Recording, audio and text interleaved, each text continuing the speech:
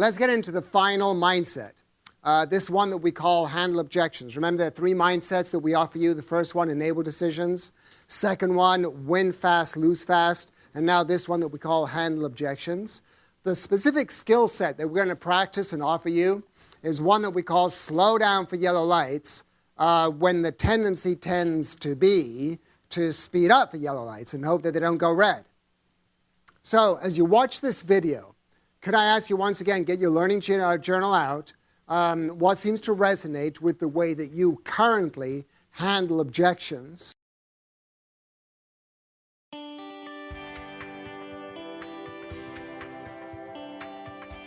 Let's talk about how you might handle objections in a meeting with a client. We refer to these as yellow lights because it's helpful to slow down and talk about them. We suggest that anytime you sense a concern in anyone's interest, yours or the client's, slow down and explore it. In sales, we're often afraid of a yellow light because of what we fear may come next, a red light. And if we're concerned about hitting quota or getting a big deal or anything else that's in our best interest, that's when we'll often speed through yellow lights. And that's what makes them costly. We'd like to teach you a 3-part response that enables you to put a concern on the table. First is the softening statement that communicates, I have a concern. Second, tell them the nature of your concern. Third, hand it back to them. This last part is important because it reveals the client's motivation and is an indicator of mutual effort. Let's watch Scott and Dave again in a yellow light role play. Note how Scott models the 3-part response. This is a significant piece of business, and he has a concern. So Scott, I'm excited about our discussion. I think your ideas that you're sharing at a high level are very interesting. I think they'd really help us see some real great results. I want you to get back to me with a proposal and a real sharp price. Well, I'm delighted that you're inviting us because I believe that our proposal will be very unique. Good. Particularly given your issues and what you're trying to accomplish. Now, I do have a concern. I wonder if I could pose it to you. Sure. The concern is this, David, that no matter what I do, as we go back to my team and start to put together a really great solution, and no matter how low the price is, much like what we've experienced in the last 3 bids, that we'll bring those to you and they'll actually be awarded to another current provider rather than ourselves. And my concern is that we'll be spending a lot of time, which I'm willing to do and want to do because we want to win this business. You'll be spending a lot of time in evaluating it and so forth, and no matter how good it becomes, it's going to end up the same way it has the other 3 times, meaning going to someone else. What do you think about that concern, David? Well, first of all, Scott, I'm glad you brought that up. I think that was the right thing to do. And this is important, so we should talk more about what your concerns are and make sure that we can still move forward. I appreciate you bringing it up. What we saw Scott do as the salesperson is use the 3-part response to put a concern on the table and hand it to the client to resolve it. Let's look at one more example of slowing down for yellow lights. Notice how Dave, now in the role of the salesperson, uses the 3-part response to address a major concern. Well, David, I have to tell you, I'm very excited about having you and your team fly in to do a demo of your software and how it's applicable and how it will be applied in our environment. And I think once my senior team gets a view of this demo, they'll be as excited about this software as I am. I hope so. That would be the goal. And so my team is ready. We can't wait to show how this will actually fit in your environment and how easy the system is to use. Good. There's just a concern that I have, and I wouldn't bring it up because it could be offensive and I wouldn't want it to be. At the same time, I can't just step past it and ignore it. In conversations at varying levels with other people in your organization, I've noticed that when this topic comes up, it seems that we get very mixed response, and at least to me, what seems like not very much interest or support for this project. So I guess the concern is if I fly my team out and we do a really good job of getting your senior people excited, that it's going to meet with some resistance in the organization because it's not perceived as really a critical priority. And that wouldn't serve either you or us well. How would you like to address that problem? Well, I'm glad you raised the concern. I want this demo to be incredibly successful for you and for us. And it sounds like we need to do some great work on getting people prepared before you come. I'm wondering if we can spend some time talking about how to build support, about this opportunity, about the software and so forth, making it much more effective for you, and in the end, gaining the support that we'll need in order to move this thing forward. Does it sound like a good idea? It does. That was the only reason I brought it up, is it just seems like something we ought to address. Let's do it. Slowing down for yellow lights helps us. It demonstrates and builds trust with our clients. It shows our intent to help our clients succeed. Slowing down for yellow lights is particularly helpful if the light turns red. This can save us both time and money, and in some cases, it might even save the deal. So the rule is this: if you hear, see, or feel a yellow light, find a way to say it.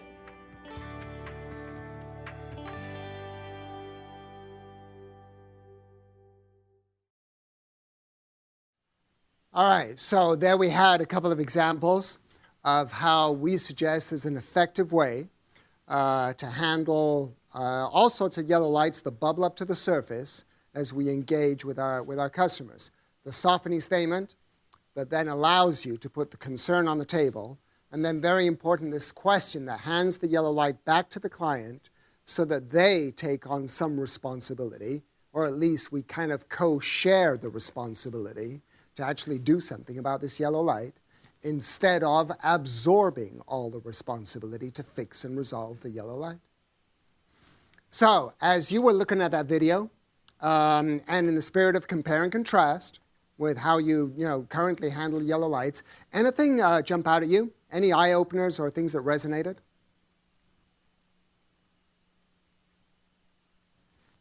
I think sometimes if you say you have a concern or you're confused, it shows weakness. So I think a lot of times we just try to overlook that and just keep going. So I think that was good, that it was kind of saying, take a step back. Yeah. Actually, think about it. When you've been a client and somebody says to you, I have a concern, I think we need to slow down. It does a lot for that salesperson. Do you think it sort of enhances the credibility that they're willing to put something difficult on the table and deal with it? Yeah. Paul, did you have? Yeah, just a side note on it's definitely could be, talking about exercising the muscle, it could be very offensive. Pointing out something, pointing out a confrontation a bit, it's going to, I have maybe customers that would just say, well, that's it, I'm not going to do what you have to do, that kind of thing. So anyway, I thought that these examples, there's a very good relationship. Yeah. So I think the takeaway for me is that softening statement where you can really bypass, do an end around or any confrontation and make sure I don't put them on their heel. Yeah. It is all in the softening statement once again, isn't it? And how long or how short and how robust that softening statement is will make all the difference to how acceptable the articulation of the yellow light is to the client. With some clients, that's all it takes. I have a concern. That's enough. With other clients, you've got to be a lot more, it's got to be more robust, and you've got to say more, and I hope you don't mind, and maybe I've got hold of the wrong end of the stick, and if I have got hold of the wrong end of the stick, please do let me know. How much investment do you have to make in the softening statement before you're in the right to actually put the concern on the table? Yes, sir. I think that as salespeople, you get concerned about putting concerns on the table because then it will lessen your chances to close the opportunity. However, in my experience, when you put it on the table and you have the courage to be able to say, maybe this is not going to work out, and I've got this concern, and it may not make sense. Sometimes you build a far better relationship because they respect you and they say, hey, wow, this guy's really, he's thinking through everything. He's very thoughtful. And so I look back at some of my relationships. I've had a couple of very tough conversations with customers. And in the end, I now have a much, much stronger relationship because I had the courage to have those conversations and put those concerns on the table. Yeah, yeah, totally agree. And I'm sure many of us have the similar sort of situations, right? And it's not only what you're saying, right? It's how you do it that actually builds that relationship that you're talking about. It all goes back to that key word, I think, in this whole program, which is intent. Yes. Intent with everything you do, and they judge that and say, this guy's got my back. Yeah. So this will not become an argument. This will become a genuine discussion as to what options that we have to move forward or not move forward, qualify in, qualify out, all of those sorts of things.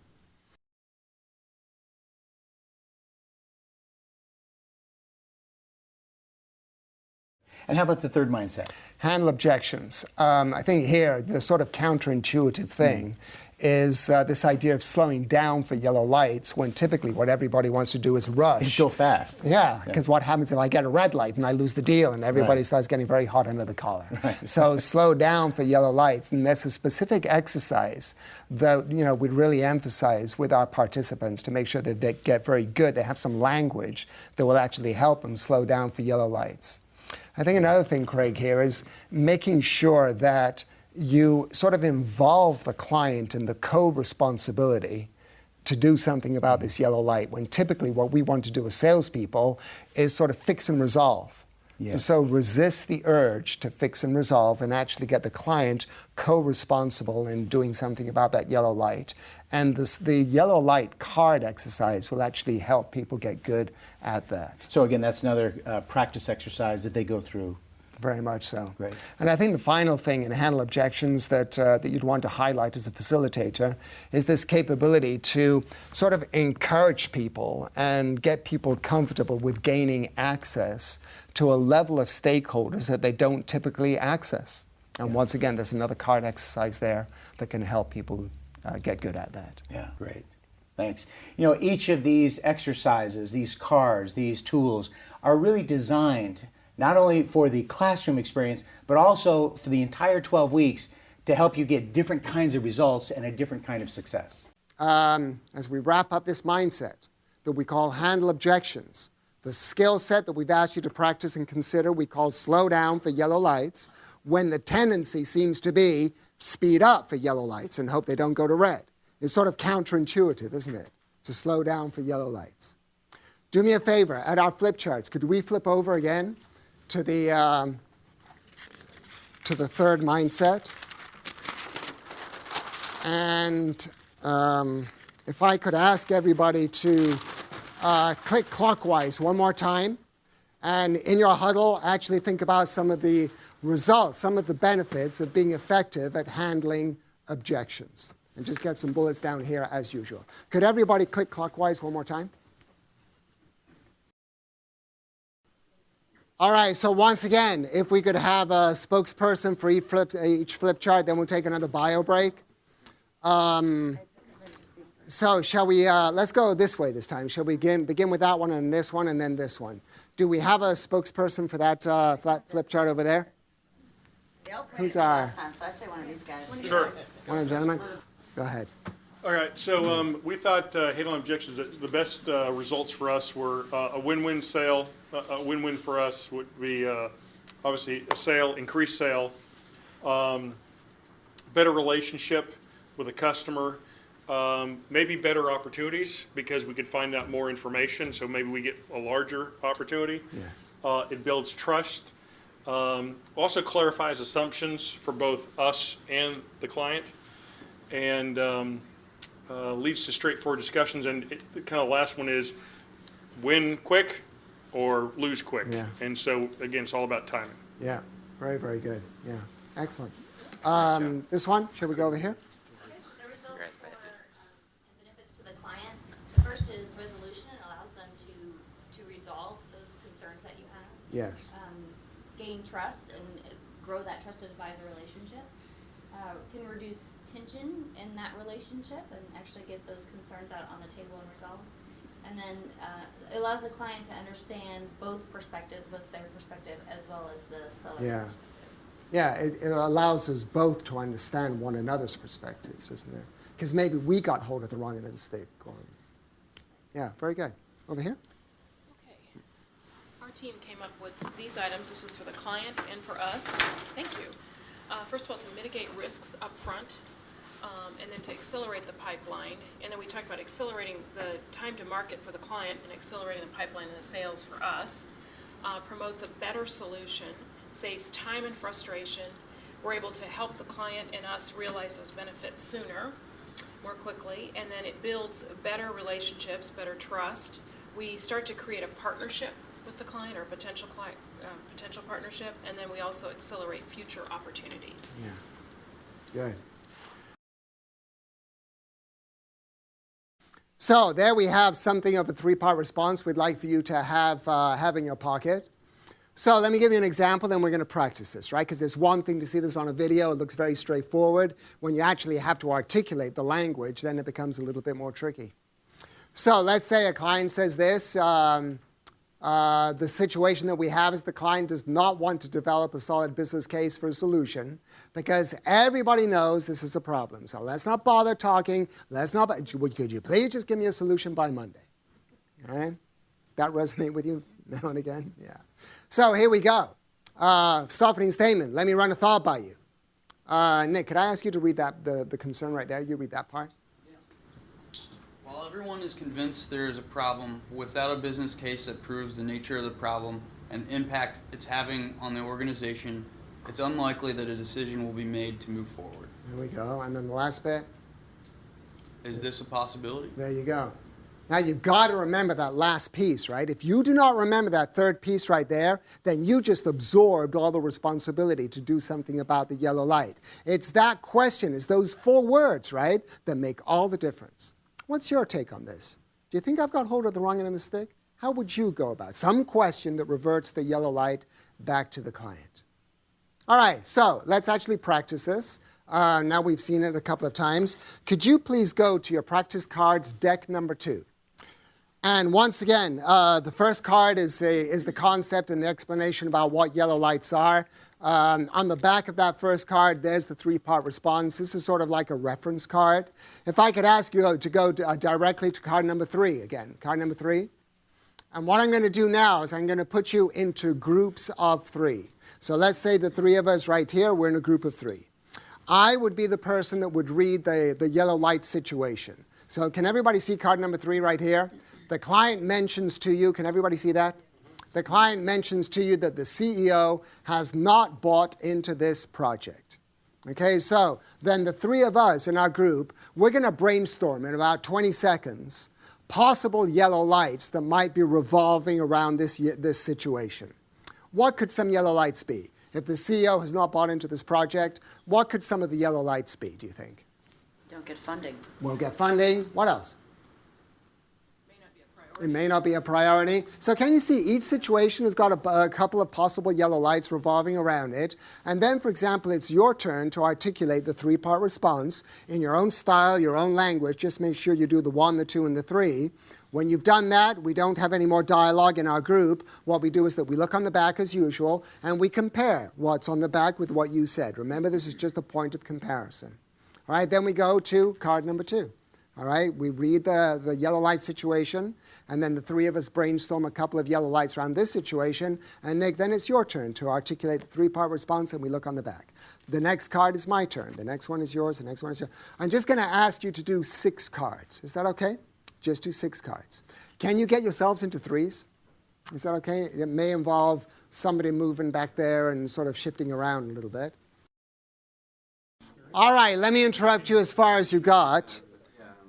Just out of interest, how many cards did you do? 6. Okay, you got the general idea of what we're suggesting here.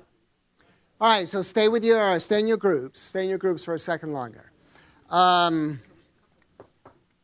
So there we are offering you a 3-part response, sort of a replicable model for you to actually deal with all sorts of yellow lights that bubble up to the surface.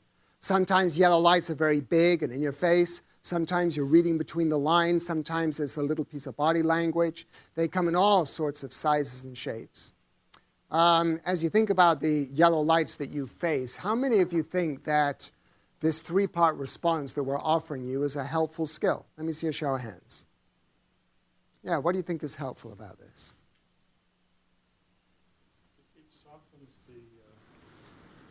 It softens the response back to the customer, because so many times as a salesperson, you want to respond real quickly, and then maybe it's a more gruff response.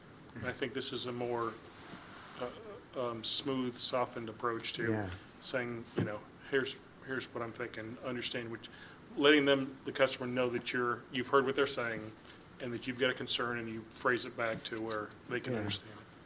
Yeah, once again, to support what you're saying, really, it's all in the softening statement, isn't it? You get that right, then everything that you do from that point on in the second and third part of the three-part response is going to be so much more acceptable. You can make a point without making an enemy if you actually invest in the softening statement. Roughly, then all of a sudden they're defensive, and then they're not listening to the rest of what you're saying. Correct. So the initial 3 or 4 sentences you say are going to probably be more impactful than the next 3 sentences you say. Yeah. Elizabeth? I think raising a concern early on in the sales cycle, sometimes your concern may be based on inappropriate or incorrect assumptions. Right. So it's good to kind of get that out on the table, and you may find out that the concern that you have really isn't a concern at all. Yeah, exactly. Yeah. And have you noticed if you don't deal with the concern sooner rather than later, then we make the mountain out of a molehill when it could have just been a molehill had we dealt with this at the right time. Yeah. That's the general rule of thumb, isn't it? Slow down for yellow lights whilst you are still in the room, whilst you're still on the phone, not later on when now it's become the mountain out of the molehill. Yeah, I think it really helps to build the relationship in the way it's structured, because you take ownership of the issue. Look, I have an issue, I have a concern, but then you reach out to them and say, look, would you help me solve this? And so it creates the partnership and propels that forward also. Yeah, I love that idea of the partnership, the mutuality of effort, because they need to take some responsibility in this too. And actually, have you noticed the best way to resolve a yellow light is according to the parameters that the client would have to resolve the yellow light? Let's explore your ideas first. We got some ideas too. Let's explore yours first. Yeah. So I'd like to introduce you now to this skill that we call structure the conversation.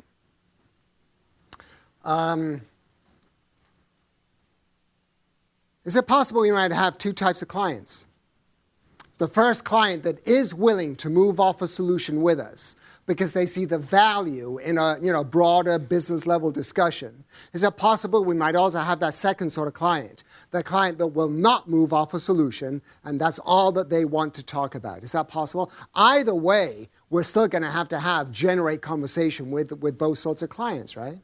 So let me introduce you to this video right now. Once again, if I could ask you to open up your learning journal, begin to write down in the spirit of compare and contrast with what you already do.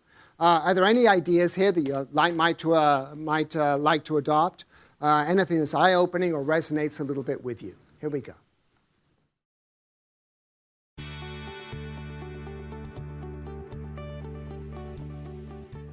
You have just practiced the move off the solution.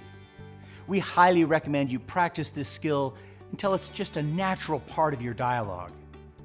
The more you can do this in a way that is natural and conversational, it will help you stay focused on the client, be structured, organized, and flexible, add value to the client conversation, and qualify an opportunity efficiently.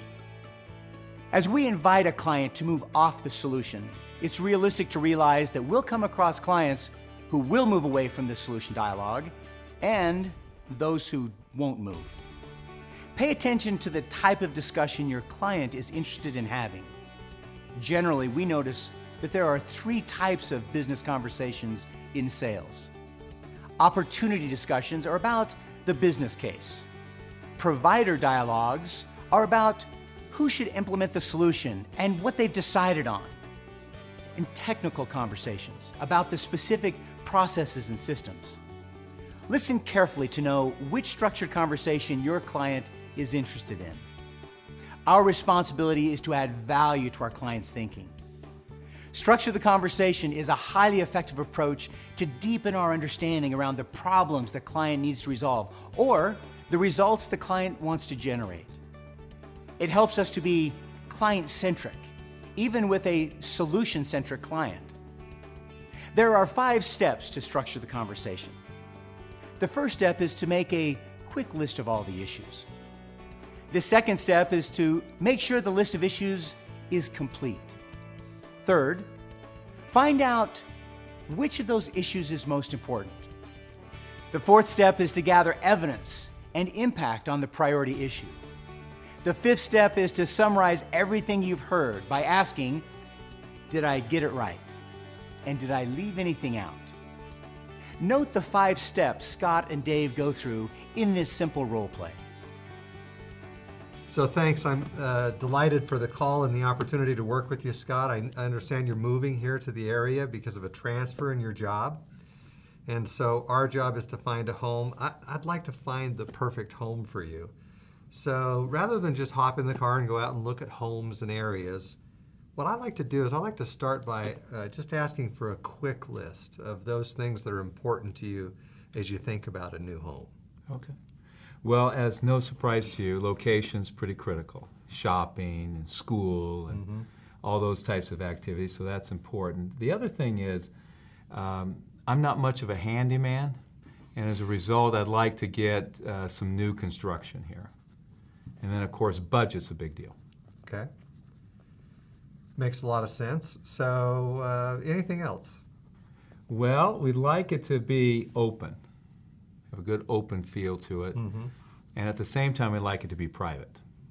Okay. Now, we might end up in a single, a place with some land and a single home, or we might end up in the city in a condo. We'd just like it to be as private as possible. Okay. Well, let's see what we can accomplish.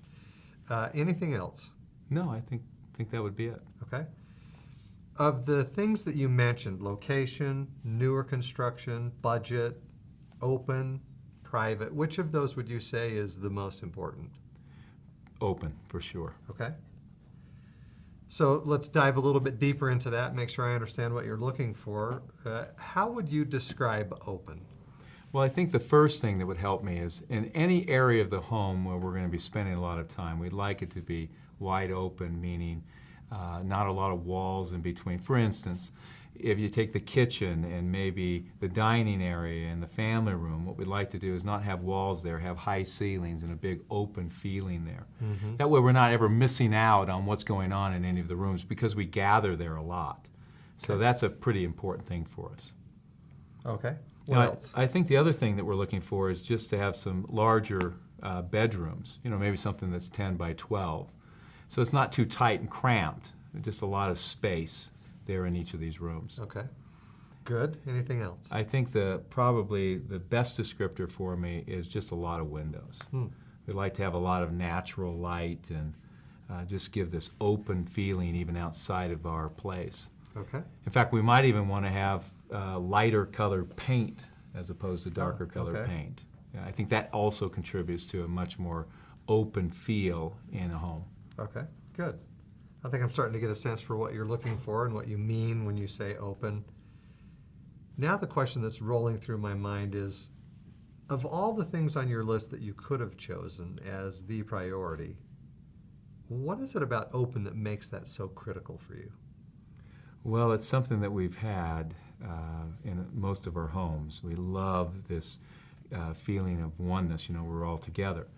But the thing that's made it so important on this move, just recently, my teenage son was diagnosed with a medical condition, one that we didn't know anything about. It's called SAD, seasonal affective disorder.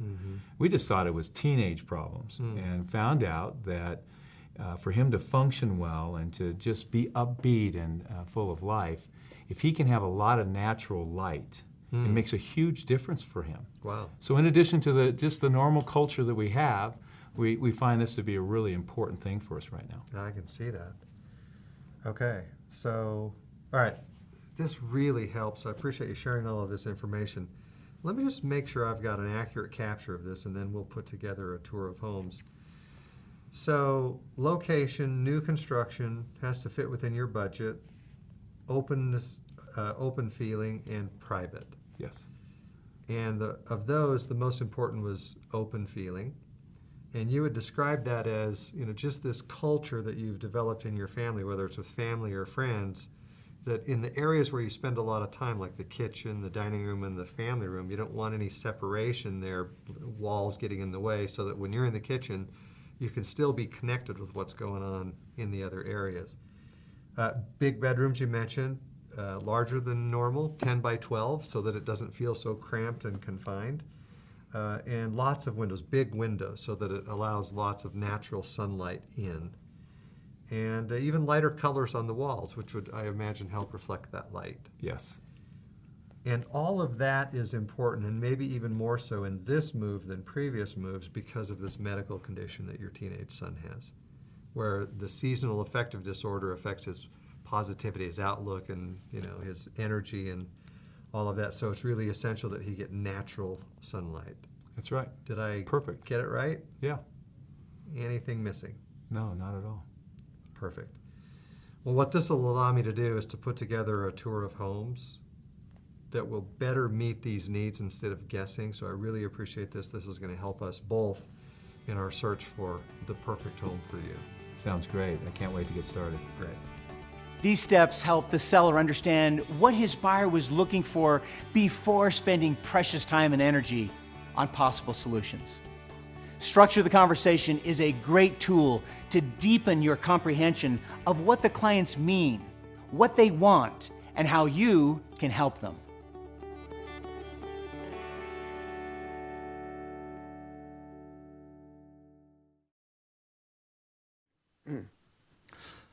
All right.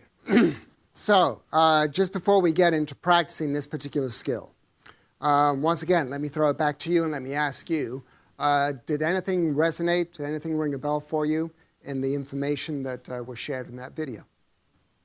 Yeah. What rang a bell to me in almost the negative sense is when he kept asking, is there anything else? Is there anything else? It was so broad that, I've bought houses, and I keep thinking, how many rooms do you want? How many bedrooms? So to ask those questions and frame it up a little bit more so that the person at the other end may have some ideas as to what they should be responding with. Yeah, so a little bit of frame there instead of just throwing it out there, say anything else, because that could even get frustrating for the client. Haven't I told you enough already? Yeah. And here comes another anything else question. So you're absolutely right. Let's use some judgment here. Once again, the art and the science, right? Yeah. Anything else? Good point. Anything else? Yes, sir. I saw this from more of a strategic sale. This is a needs assessment, right? This is I've been accepted into this organization.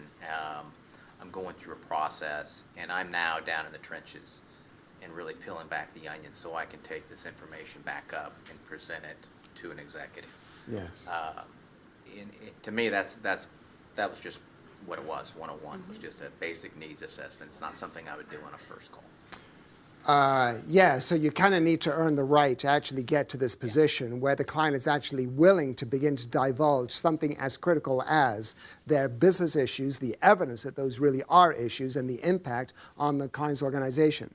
So I think, yeah, you're right. It's sort of a needs assessment. I think it elevates it also because by actually getting the client articulating this sort of information, actually who is building the business case for you.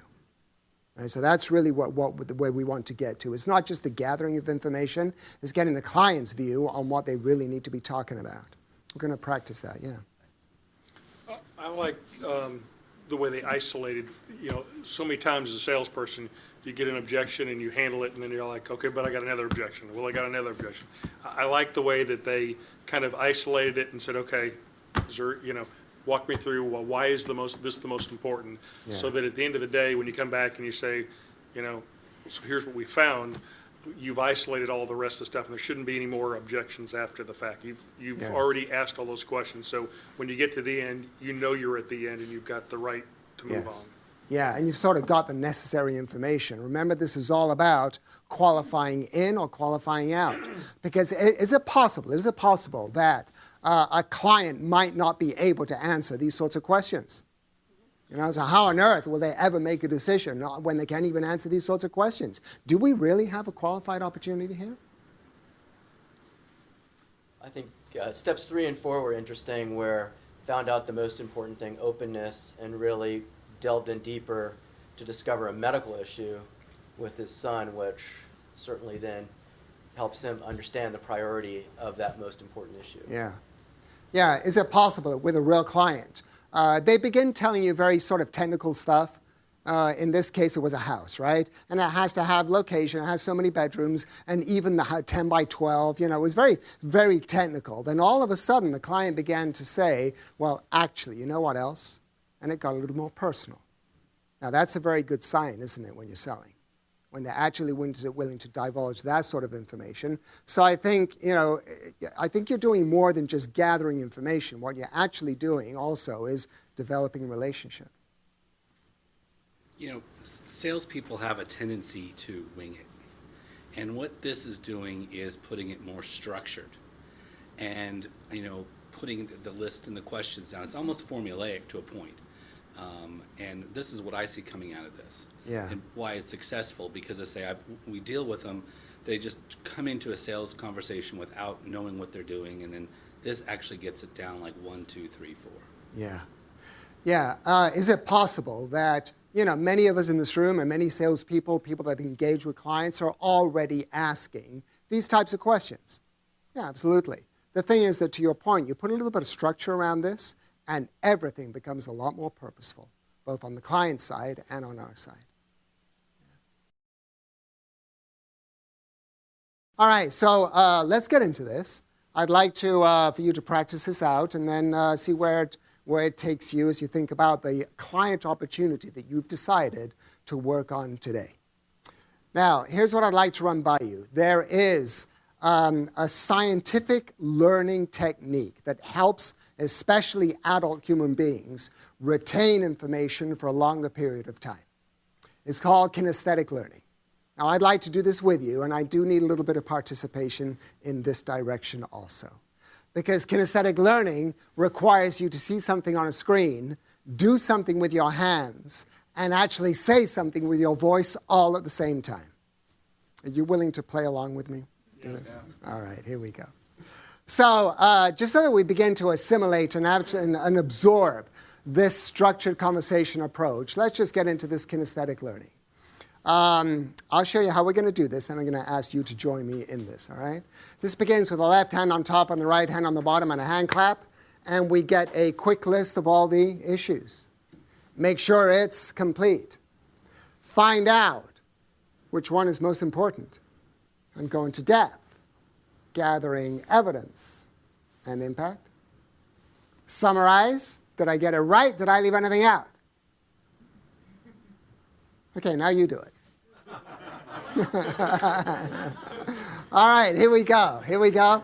I want you to read it off the screen as we do the hand signals, all right? Left hand on top, right hand on the bottom. It begins with a hand clap. We get a quick list of the issues.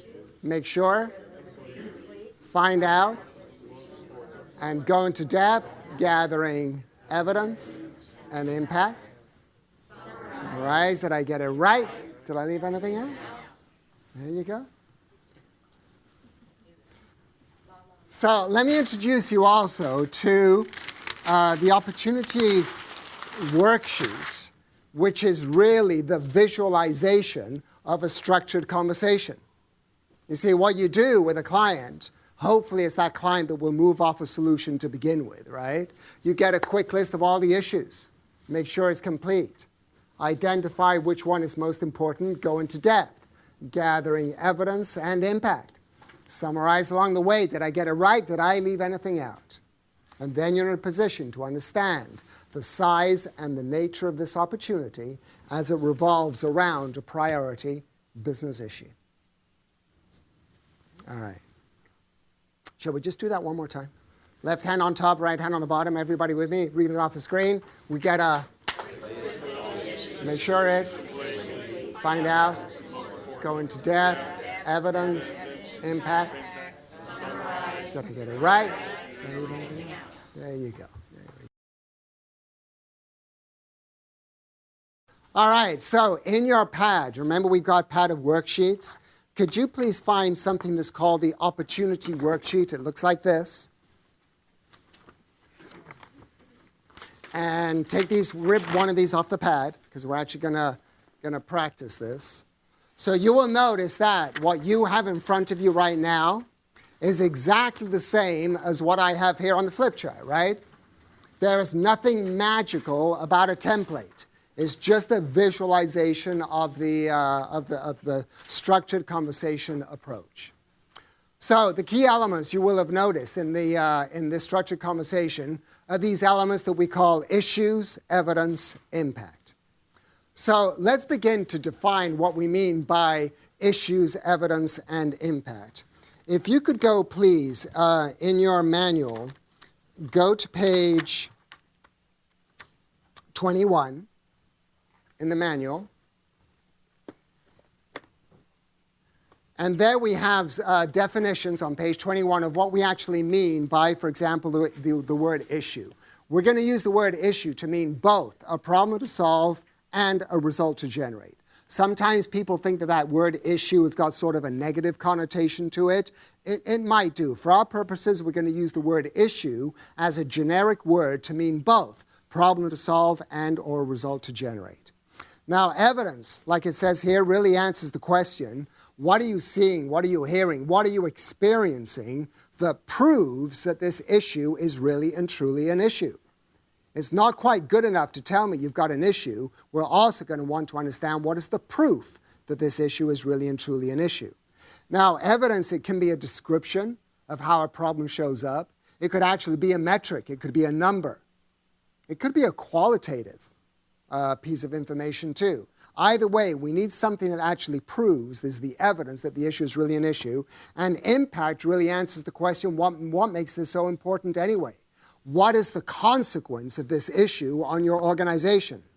Now, that consequence, is it possible it could be a very quantitative impact, consequence, a very qualitative one also. It could be very personal, the impact, right? Very political.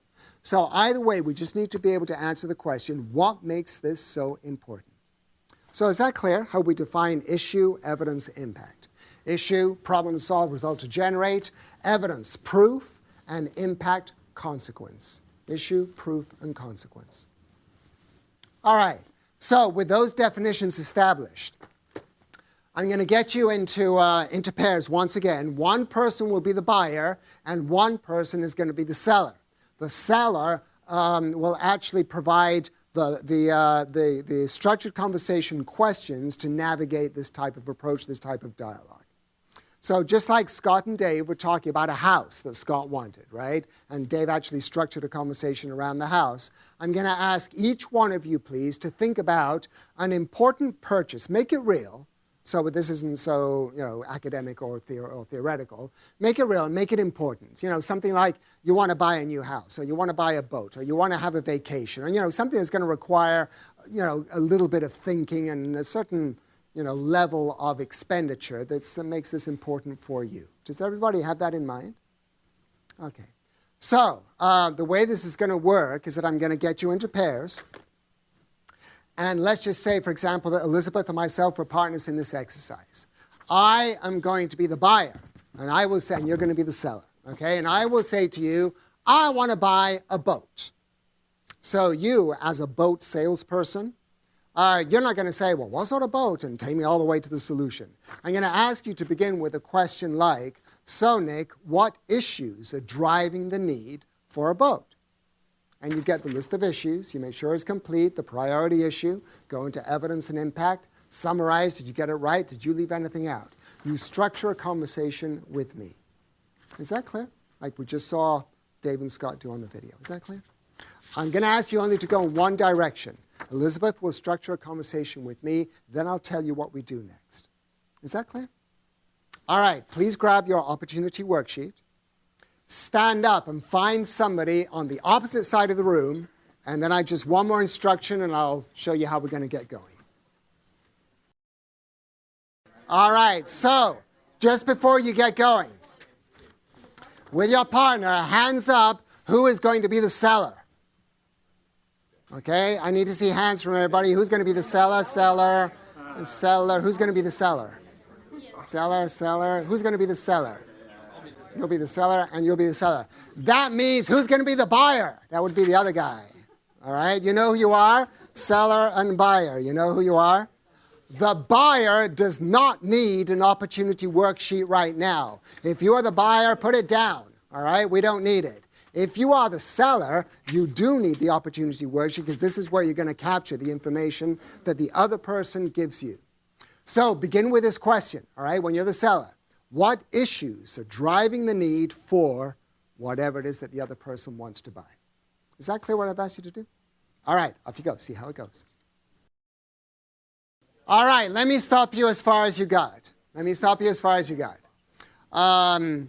stay with your partner. Don't move around again. Stay with your partner because we're going to go in the other direction. Just before we do that, let me ask you. When you were the seller, sellers, remember who you were? When you were the seller, what did you notice or what did you observe as you actually put into practice this structured conversation skill? When you were the seller, what did you notice? What did you observe?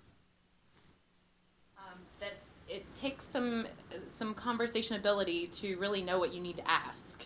Yes. It got difficult to come up with the right question. Yeah. Is it possible that according to the precision of your question, you get a better or worse answer? Sure. The person that actually establishes the quality of a conversation is not the person that's giving the answers, right? It's the person that's asking the questions. So even though this might sound pretty intuitive, when you actually have to articulate the good questions to gather issues, evidence, impact, all of a sudden it's a little more tricky. Yeah, what else did you notice when you were the seller? Yeah. It transitioned from the clinical to the personal, like much, like I said, it personalizes it much more. Yeah. Yeah, and have you noticed, after you've summarized the client once or twice, they know that you're listening, they know that you're understanding. That's when they start opening and start sharing the real stuff that they wouldn't necessarily give a different provider. Yeah, that's one. I found that when I did some of the summarizing, I got more information. Yes, because summarize is like jogging the client's memory, information. Yeah, I told you that. You're right. You know what the real issue is? As we kind of, it's almost like we hold the client's feet to the fire very, very gently and get them thinking a little bit more rigorously. Yeah. It was different to talk about personal issues like buying a car versus business issues. It felt like it was harder to talk about business and try to understand the motivation for me buying a Jeep as opposed to me and the needs of my business or my issues. So it was harder having the personal or the business conversation? The personal conversation, because, yeah. I mean, there was some quantitative, but it's because I wanted to buy a Jeep, not because I needed to buy a Jeep. Yeah. Yeah, and all of a sudden the whole business case becomes highly emotional and personal. And But when you tap into that, then it starts to make more sense, the feelings and the experience and then the long term. Yeah. So she did a good job. Yeah. Can you see how important intent is? Because it's always a good signal when someone's willing to get personal with you, right? This intent muscle is so crucial. I found that within the issues on a personal issue, I was able to bring that into the evidence and cycle back to it because sometimes the issues were the evidence, if you will. Yes, in that that's case. right. Yeah. So- Is it possible that the client begins to give you a list of issues, what they consider to be issues right now, and then as we're a little bit more rigorous with them and actually gathering the proof, all of a sudden what they thought was an issue goes over here as a piece of evidence. That's fine. Even though we have a very sort of structured approach to this, we have to allow for that flexibility, and things begin to move around. We'll just capture information. If the client says it's an issue right now, well, let's take it as an issue. We'll confirm whether it is or not a little bit later on. Yeah, anything else? How about when you were the buyer? What did you notice or what did you observe? By summarizing and asking for what else, he's actually prompted me to think up new things. Yes. Yeah, so at an initial level, top of mind, these are my issues. Yeah, summarize it, I get it right, leave anything out. Anything else? And now the brain goes click, click, click. Well, actually, you know what the real issues are? Yeah, that's why it's so important to make sure that the list is complete. Because I think you'll find that the number one issue bubbles up to the surface after you've asked the question, anything else, a couple of times. Because to your point, that's when the client's brain really gets warmed up and they really get thinking. Yeah. That was actually what I was going to say, is that I found that the first thing that came to mind wasn't necessarily my most important issue. And I think that's frequently the case, but I think frequently we think that it's because you told me this first, that's your most important thing. yeah. And Yeah. psychologically that may not be true. Yeah, and it was just the first thing that the client mentioned, not the most important thing, right? And look at that, because we didn't have the rigor to go through the list and make sure it's complete and summarize a couple of times and say anything else a couple of times, because we didn't have that rigor, we just spent an hour with a client talking about issue number 5 when we could have spent the hour talking about issue number 1. Anything else that you noticed when you were the buyer?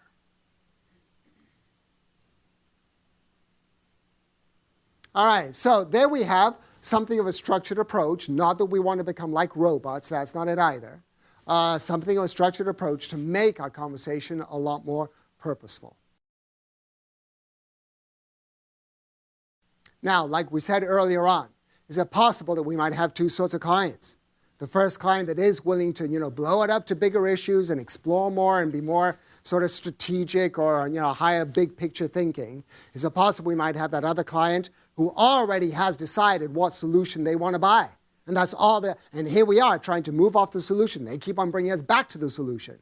So, let's not be silly about this. If they keep on coming back to the solution, what we're going to suggest is that what we might do right now is structure a conversation around the ideal provider for that predetermined solution that the client will not move away from.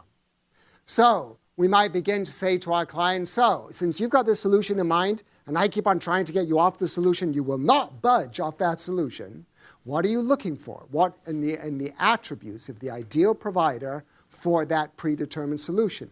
And you get a quick list of all the provider attributes. Make sure it's complete. What's the most important attribute? Go into depth. How would you know you were getting that? The evidence and the impact.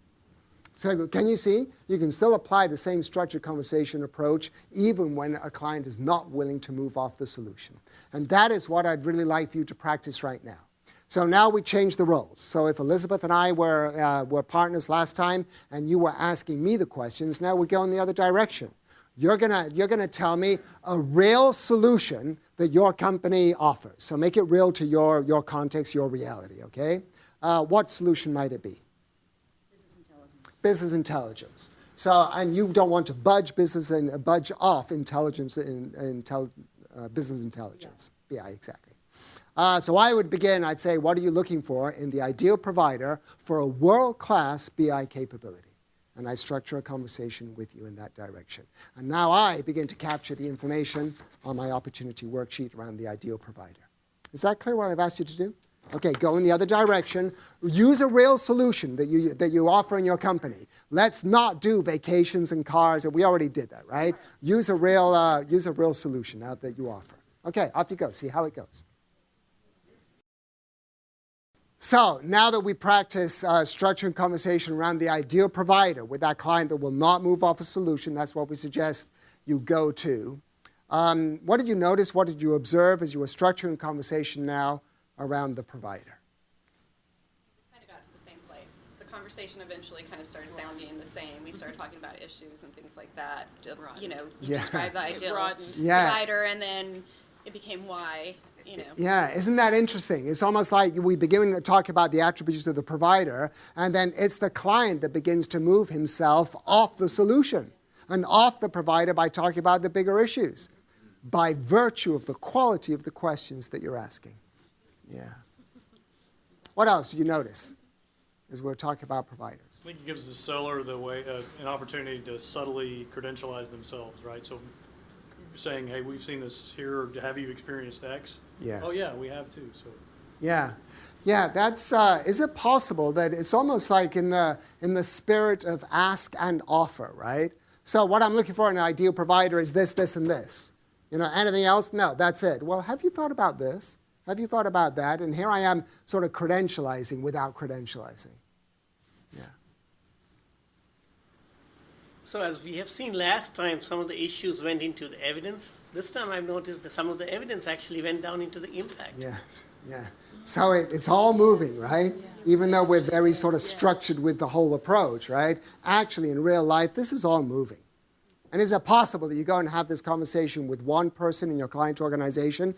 They've got a picture of what the issue's evidence impact. Then you go talk to somebody else. Is it possible that it's going to be very different and the pieces will move around? Yeah.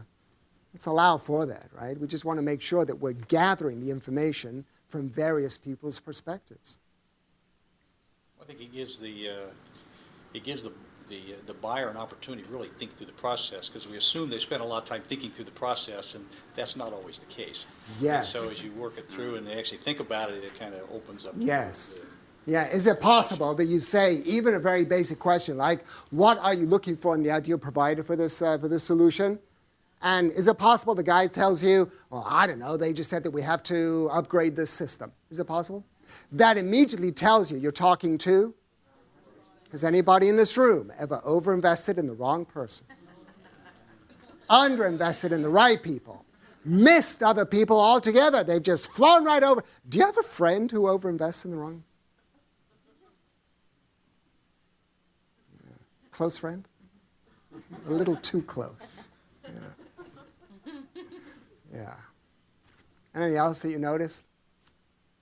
All right, can I ask you to come back, go to your learning journal, jot some ideas down before you lose them. I decided I need to do this. All right, so go to your learning journal. Anything that you just want to jot down before it slips your mind around structuring conversations. And remember that client that you decided to work on today? Is there anything here that's applicable to that opportunity? Do you know what their issues, evidence, impact are for this opportunity? Or do you have some gaps there that actually over the next 10 to 15 days it would be worthwhile gathering that sort of information?